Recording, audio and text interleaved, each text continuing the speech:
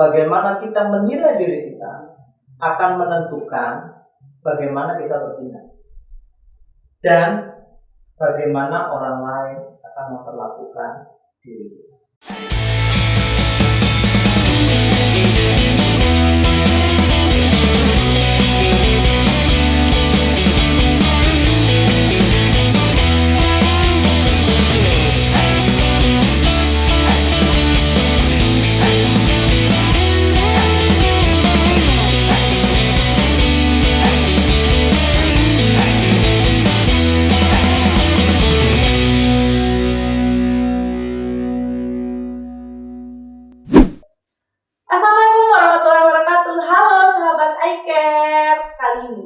Dengan saya Halimah Kusadiah dari Departemen Painting 2 Divisi Painting yang akan membawakan Eye Care Talk pada sesi ini dengan tema respect. Gimana sebelumnya teman-teman yang masih pada di rumah, masih pada betah di rumah, atau teman-teman yang harus bekerja nih di masa pandemi ini, jangan lupa ya, tetap diikuti peraturan yang berlaku.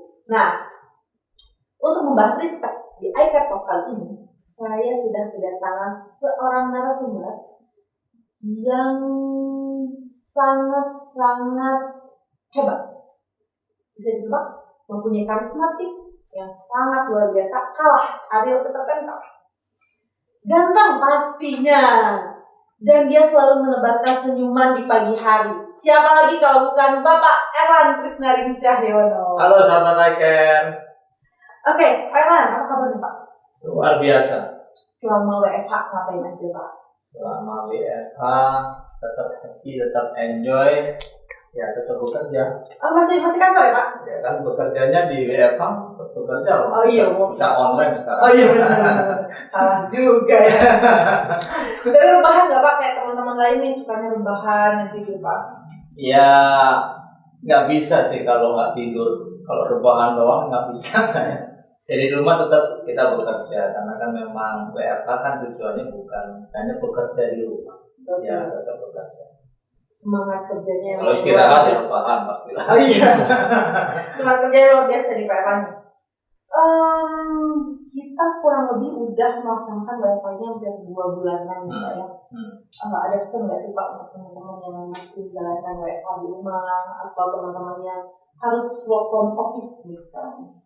Sebenarnya dua-duanya sama di zaman sekarang ya, karena ternyata WFH ini saya dapat justru ternyata dengan situasi selama 2 bulan ini dengan adanya COVID, saya sih bersyukur karena terbukti bahwa kerja itu bisa dilakukan di mana saja.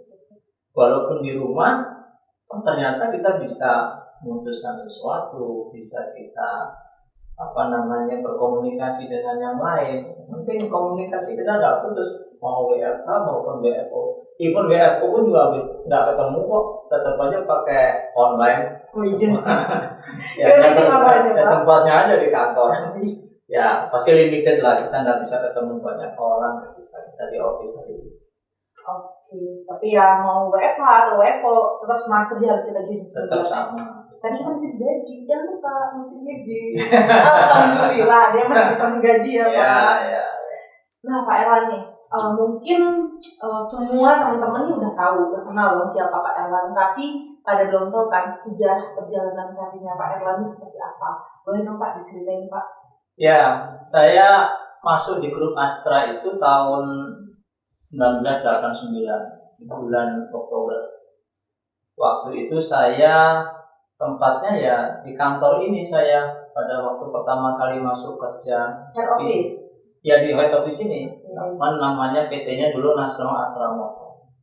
Saya di bagian manufacturing control. Tapi setelah 1,5 tahun kemudian saya tidak di sini, tidak di PT itu, tapi PT yang lain di grupnya Astra karena ada kebutuhan pada waktu itu. Tapi tempatnya sama di sini. Bisa gitu ya? Jadi kan dulu kan macam-macam banyak merek di sini.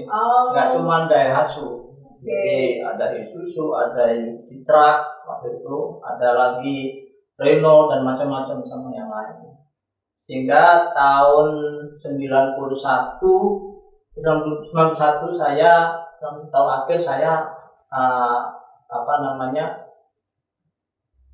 pindah ke tempatnya perusahaan. Lalu tahun 2010 balik lagi ke ADN. 2010 udah jadi 2010 ADN. 2014 pindah lagi. Lalu 2018 awal saya masuk ke sini. Jadi sebenarnya saya kerja di ADN ini udah yang ketiga. 3 kali. Yang ketiga kali saya kembali ke ADN. Jadi total dari tahun 89 sampai sekarang tahun ini yang menginjak ke 31 saya kerja. 31 tahun kerja dan 3 kali kembali ke ADN. Iya. Oh, cinta ini Bapak sama Nah, berarti Bapak kembali lagi ke ADN ini 2018 ya Pak? Awal 2018. Iya. Kira-kira udah 1,5 tahun. 2 tahun. Ya, 2 tahun lebih sedikit. Pengalaman yang paling menarik apa sih Pak? Bapak balik sini jadi direktur manufaktur apa Pak ya? Waktu itu masih di duty director waktu tahun 18 tahun. Pengalaman yang paling menarik Pak? Kembali lagi. Saya sebenarnya ya di setiap pekerjaan dimanapun saya ditempatkan selalu ada hal yang menarik. Saya tuh nggak senang yang rutinitas ya. Jadi ketika ada sesuatu yang buat saya hari itu amazing gitu ya dan challenging, itu menarik sekali bos. Dan saya happy, saya enjoy. Kasih satu contoh Pak yang paling terngiang-ngiang sampai sekarang. Terngiang-ngiang di mana dulu nih? Di ADN. Oh di ADN. Dari hati Bapak. Di ADN. Ya kalau saya bilang sih 2 tahun terakhir mungkin teman-teman juga udah tahu lah ya. Buat saya bersyukur dapat pelajaran yang luar biasa ya. Ternyata ada banyak hal yang saya bisa pelajari selama 2 tahun terakhir.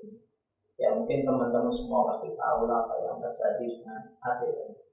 Tapi janganlah itu menjadi satu hambatan, justru itu tantangan serta kesempatan kita belajar yang mungkin tidak pernah kita dapetin. Dan tidak pernah terbayangkan mungkin ya. Terbayangkan, tapi ya anyway itu menarik sekali bos. Benar ya, tadi kata Bapak, masalah itu nggak akan pernah bisa. Iya. Itu namanya tantangan, bukan masalah, tantangan. Nah, karena kita ada di sesi iCare Talk nih Pak, kita akan mulai membahas mengenai iCare. Dan di iCare Talk kali ini, kita akan fokus di poin respect Pak. Nah, sebelum kita bahas seputar respect, sebenarnya kenapa sih Pak iCare itu dibentuk di ADN? Sebenarnya gini ya, iCare itu, saya ngalamin iCare pada waktu saya kembali yang kedua ke ADN tahun 2012 waktu itu. Karena kita perlu membicarakan tentang value apa yang harus tertinggal di satu organisasi buat bisnis ke depan. Nah saat itu namanya kan core value ya, nilai budaya inti perusahaan yang diyakini kebenarannya dan menjadi perilaku buat setiap insan yang bekerja dalam satu organisasi supaya beratnya sama. Jadi tujuannya supaya kita nih, kalau bayangkan kalau dalam organisasi satunya punya perilaku yang begini, satunya beda-beda, nggak bisa sejalan segerak selangkah untuk menuju cita-cita yang kita harapkan. Ya sebetulnya itu mengawalinya. Nah sehingga nilai iCare pada waktu itu adalah nilai yang memang saat itu adalah kita melihat filosofinya Astra. Karena kan joint venture company, ya. Jadi ada value-nya, prinsipal kita ada value-nya Astra. Astra kita punya satu dharma.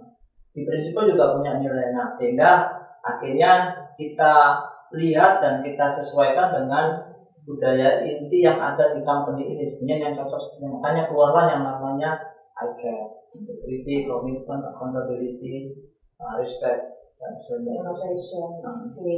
Jadi memang iCare itu dibentuk biar kita ini bisa seirama. Jadi kita punya tujuan yang sama ya Pak? Iya. Punya sifat yang sama, betul. Nah Pak, menurut Pak Erwan sendiri, gimana sih iCare itu bisa mengintervensi culture-nya di ADN?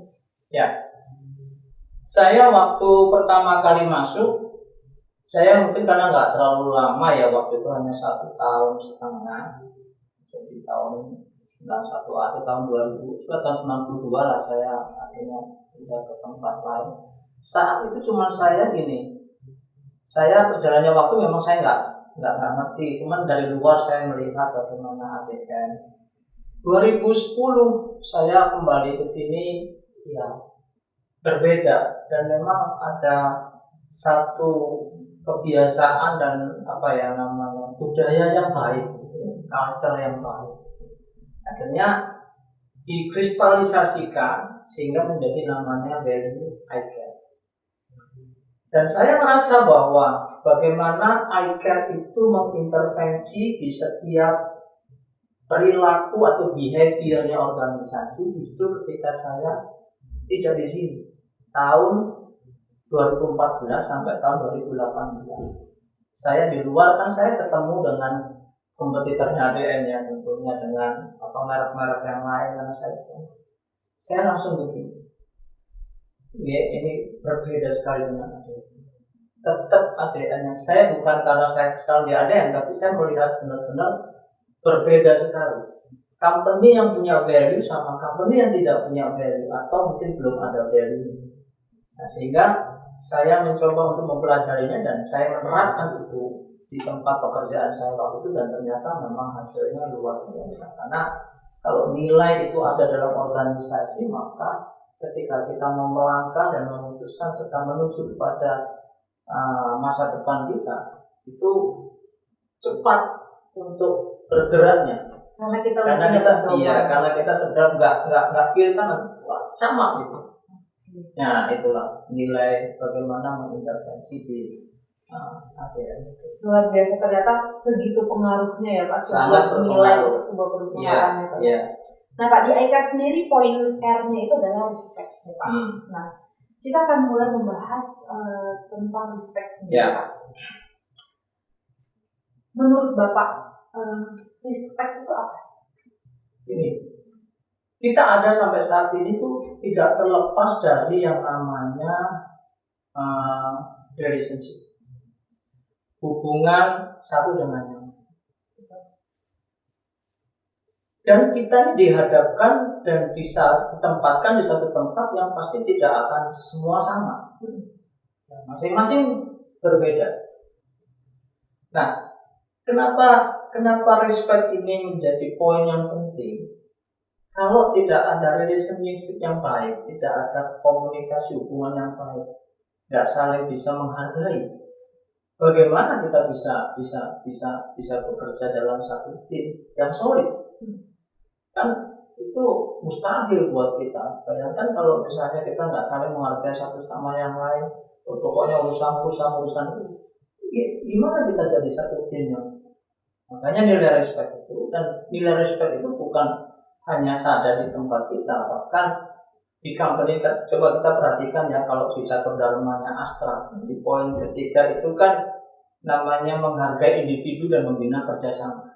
Itu kan saling menghormati, saling menghargai. Coba kita lihat di grupnya Toyota, dia punya value yang namanya dibilang bahwa respect others, menghormati orang lain, menghormati satu sama lain. Nah, itu sudah menjadi keharusan buat kita selama kita hidup dalam organisasi, bahkan di dimanapun kita di luar organisasi di tempat. Nah, di luar pun juga kita kan begitu. Definisinya respect kita apa coba? Saling menghormati, menghargai perbedaan, dan membina kerjasama. Jadi itu harus menjadi satu poin yang tertanam dalam setiap insan di ADN, bahkan di luar pun juga harus saling menghargai. Yes, setuju sekali Pak. Ya. Memang poin respect ini nggak bisa dipisahkan dari perjalanan si value-value yang lainnya Pak. Nah, kalau kita di pabrik nih Pak, kita kan manufaktur ya Pak, saya painting, Bapak sebagai direkturnya nih. Di pabrik sendiri kan kita untuk bertemu dengan teman-teman beda departemen itu mungkin agak sulit ya Pak. Tapi bagaimana sih sebenarnya kita bisa menerapkan respect others-nya untuk teman-teman yang ada di pabrik? Oke, mari kita coba ya, kita kalau perhatikan beberapa poin nilai-nilai yang ada di respect. Ini kan definisinya. Yang pertama sekali di poin yang terpuji itu adalah menghargai diri sendiri, orang lain, organisasi, dan lingkungan. Sekarang kita di pabrik, tempat berbeda, ya. Tapi kan bukan berarti terus kemudian kita tidak berhubungan. Tapi kan tetap kita harus berrelation ya. Artinya berkomunikasi satu dengan yang lain. Nah, yang kedua coba penerapan adalah kita tuh harus bisa memberikan apresiasi dan harus bisa mengkritisi yang membangun. Ya, jadi itu juga poin yang penting ketika kita kerja di pabrik. Misalnya nih, antara orang painting, orang body, orang assembling, gimana? Waduh, terima kasih. Tapi bukan menghakimi mereka. At least kita mengapresiasi. Ya. Kalaupun ada kritisi, kok kayaknya kurang baik, harus dibangun, membangun kritisi, tapi bukan untuk namanya menjatuhkan. Dan poin yang ketiga yang penting di poin terpuji itu juga ada satu hal yang mesti kita harus perhatikan, bahwa itu kita ingin memperlakukan orang lain seperti kita ingin diperlakukan. Ya, itu kan jelas bahwa kita juga harus memperlakukan. Kalau kamu ingin diperlakukan baik, dan lakukanlah orang lain itu dengan baik. Ya, kan itu. Dan ada hal-hal yang tidak terpuji yang mungkin selama ini ada yang tidak boleh kita diskriminasi. Kita tidak boleh mengabaikan kepentingan tim. Ingat, mau dimanapun ditempatkan kita tim loh, kita ADM loh, gitu ya. Mau di KAP, mau di KEP, mau di tempatnya super, kita membawa nama ADM ya Pak. Kan cuma satu. Dan juga itu kita nggak bisa memaksakan kehendak kita, pendapat kita dan mengabaikan pendapat orang. Itu kan sebenarnya nilai-nilai yang harus diterapkan dalam setiap langkah kita bekerja dimanapun kita berada. Kalau poin respect itu sebagus itu ya Pak ya, menurut Bapak kenapa sih mungkin masih kita bisa temukan teman-teman yang masih belum bisa menerapkan respect di tempat kerjanya? Kalau saya punya memahami tentang respect itu gini, you have to happy with yourself. Anda harus happy dengan diri Anda dulu. Ya. Yang kedua, kita ini nggak sempurna. Ya, kita nggak sempurna. Kita perlu dilengkapi oleh orang lain. Ya. Ya. Kita perlu dikomplitkan dengan orang lain. Nah, coba dua hal ini, makanya kenapa saya selalu ngomong happy. Bahagia itu kan pilihan, ya kan, pilihan. Jadi kalau saya bahagia dengan diri saya gitu. Ya, terus kemudian yang kedua tadi saya bilang itu kita tuh perlu dikompletkan oleh orang lain. Nah, sebelum kita dikompletkan orang lain mengkompletkan kita adalah bahwa hargai diri kita dulu. Kan poin yang pertama kan menghargai diri sendiri. Ya kan, orang lain, organisasi dan lingkungan. Nah, kita menghargai diri kita sendiri aja nggak bisa, gimana menghargai orang lain? Ya, contoh misalnya kan ada poin integriti, ada komitmen. Hargai diri Anda yang punya integritas. Hargai diri saya karena saya punya value dan saya punya punya tanggung jawab di situ. Itu kan menghargai diri sendiri. Lalu kita bisa menghargai orang lain.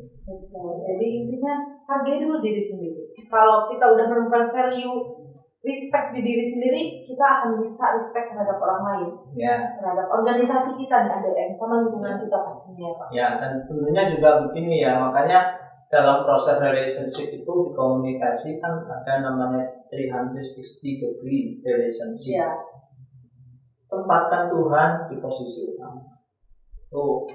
Karena kalau kita bisa menghargai dan menghormati Tuhan, maka kita bisa menghargai diri kita bahwa kita ciptaan yang sempurna. Lalu berikutnya kembali lagi ada mesti dengan teman-teman lingkungannya, serta organisasi, mungkin ada teman-teman serikat, karena kita juga harus menghormati mereka juga adalah organisasi yaitu di dalam diri kita. Dan yang terakhir, jangan lupa kita kerja untuk siapa? Keluarga. Ini makanya dengan adanya sekarang ini jadi berhenti yang namanya family visit ke pabrik. Iya benar-benar. Family visit itu luar biasa Pak. Itu luar biasa yang kita bisa melihat juga gimana keluarga respect terhadap karyawannya, respect terhadap keluarganya bekerja. Iya. Pak Erwan sendiri punya role model Pak penerapan respect? Gini ya, saya sih sebetulnya ya banyak lah ya role model, banyak orang yang punya value respect ya. Banyak sekali lah kalau menurut saya sih. Saya nggak bisa menunjuk satu atau dua orang, dan saya ini belajar selama sampai dengan saat ini, saya belajar dari kehidupan sebenarnya. Ya saya kalau mau ditanya di mana role model saya itu kan kalau di waktu senggang atau waktu di mana saya bersama dengan keluarga, waktu liburan, saya suka berbagi lah kepada saudara-saudara kita yang membutuhkan. Nah, di saat saya menyalurkan berkat itu buat saudara-saudara kita, buat teman-teman kita atau sahabat kita yang mungkin memerlukan saat itu ya, mereka tuh ketika menerima itu tidak langsung kemudian ini punya saya, mereka juga saling bisa share. Sebenarnya justru saya belajar bukan dari ini maaf kata, nggak yang di sana, saya belajar dari saudara-saudara kita yang seperti itu. Coba kita lihat di tempat panti asuhan.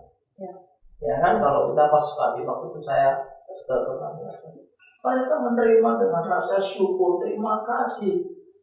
Bahkan sebenarnya badannya dia punya kekurangan gitu loh. Ya, mungkin tidak sempurna, tapi dia menghargai dirinya sendiri luar biasa, bahwa apapun dia nggak punya bagian dari organ tubuh, tapi dia tetap melakukan seperti yang orang normal lakukan, artinya dengan segala upayanya dia lakukan dan tidak ditolong. Anyway, itu buat saya dia sangat menghargai diri, bukan karena dia sempurna, tapi ada value dalam dirinya yang bisa menilai dirinya. Nah makanya dia gampang sekali dari menghargai orang lain karena dia sudah respect kepada diri sendiri apapun kondisinya. Role model itu kita bisa lihat dari mana aja sebenarnya ya Pak? Ya sebenarnya sih kita bisa lihat di banyak hal lah ya. Jadi intinya ya banyaklah tokoh-tokoh yang kita juga bisa belajar. Hebat pastinya ya. Ya saya belajar dari kehidupan seperti itulah. Jadi dari role model saya bersyukur. Tersentuh sekali ya. Role model yang tak akan luar biasa. Nih Pak, ada nggak sih Pak pesan-pesan deh buat teman-teman karyawan ADM terkait respect ini Pak? Jadi gini ya, bagaimana kita menilai diri kita akan menentukan bagaimana kita bersikap dan bertindak, dan bagaimana orang lain akan memperlakukan. Jadi saya ulang, bagaimana kita menilai diri kita akan menentukan bagaimana kita bertindak, dan bagaimana orang lain akan memperlakukan diri kita. Kembali ke value diri kita sendiri. Kalau kita punya value, ya, dan kita sudah belajar tentang ICAP, integrity, commitment, accountability, respect, Indonesia. Ada value itu kalau kita pahami benar-benar, maka kita akan tahu bagaimana di respect itu salah satu bagiannya adalah bagaimana kita menilai. Nilailah dengan saya sudah punya ICAP, saya sudah menjadi di situ. Saya juga masih terus belajar. Saya juga masih terus bawa buku ICAP, saya bawa dua. Karena kan kita juga mesti mengingatkan, ada di poin ini ada. Terus kemudian habis itu ya kita menentukan. Kadang-kadang sikap kita kok kayaknya nggak sesuai dengan mereka. Ya sebetulnya tuntunannya simpel ya. Dan terakhir kita akan merasakan bagaimana orang akan bisa memperlakukan. Kalau kita punya memperlakukan seperti ini dilakukan tadi. Nah ini yang buat saya untuk yang tapi ada satu hal lain, bahwa kalau semuanya itu dilakukan tanpa passion, nggak ada artinya. Jadi harus dilakukan dengan gairah. Semangat. Harus dengan semangat. Saya selalu semangat ya. Kita selalu semangat pagi. Semangat. Artinya gini, gairah itu kan satu nilai yang ada dalam diri kita yang membuat kita aset atau nilai yang kita harus miliki supaya kita bisa bertahan untuk hidup. Bayangkan kalau kita nggak punya semangat, nggak punya gairah. Supaya kita punya tetap ada gairah, ada 3 hal. Yang pertama, mari kita selalu fokus kepada Tuhan. Tadi saya bilang bahwa posisikan Tuhan yang utama. Kedua, mari kita fokus ke visi. ADM punya visi yang ajaib buat saya. Perusahaan global terbaik.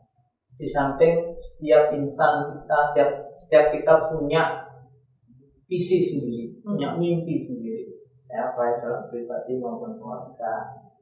Dan yang ketiga, jangan lupa fokus kepada recovery, pemulihan, solusi. Jangan terus fokus kepada masalahnya. Ya, jadi kalau ya 2 hal ini, 3 hal tadi yang fokus tadi kita lakukan, ya insya Allah kita punya gairah, semangat yang lebih baik, dan ujung-ujungnya kita punya nilai yang baik. Luar biasa, passion intinya ya. Benar-benar. Jadi teman-teman yang belum menemukan passion, segera temukan passion kalian dan hidup lebih bergairah, gitu. Biar lebih semangat. Nah, Pak, ada nggak sih Pak quotes buat teman-teman kita nih Pak? Quotes dari Pak Erwan.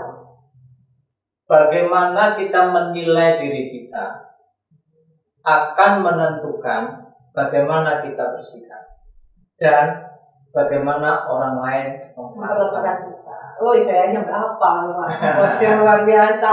Kita kasih tepuk tangan dong, tepuk tangan online buat Pak Erwan. Ya, teman-teman semua juga boleh tepuk tangan loh. Nah, jadi luar biasa sekali mengenai respect. Poin respect yang ada di icon yang tadi disampaikan oleh Pak Erwan tadi. Pak Erwan juga sudah menyampaikan quotes-nya. Bagaimana kita menilai diri kita akan menentukan bagaimana kita bersikap dan bagaimana orang lain akan memperlakukan kita. Ingat ya teman-teman, quotes yang paling bagus dari Pak Erwan. Oke, mungkin segitu dulu ya Pak, bincang-bincang kita mengenai respect. Luar biasa sekali, banyak banget ilmu yang bisa kita dapatkan tentang respect di dalam iCare, core value-nya ADM. Terima kasih Pak Erwan atas waktunya. Terima kasih. Terima kasih. Sampai jumpa lagi di iCare sesi berikutnya. ADM? iCare. ADM. Oke, terima kasih teman-teman yang sudah menyaksikan. Wassalamualaikum warahmatullahi wabarakatuh. Bye. Respect dimulai dari diri sendiri. Dengan ketidaksempurnaan, maka kita membutuhkan orang lain untuk melengkapi kita dan saling menghargai. Bagaimana kita menilai diri kita akan menentukan bagaimana kita bersikap dan bagaimana orang lain akan memperlakukan kita. So, lakukan semua dengan passion.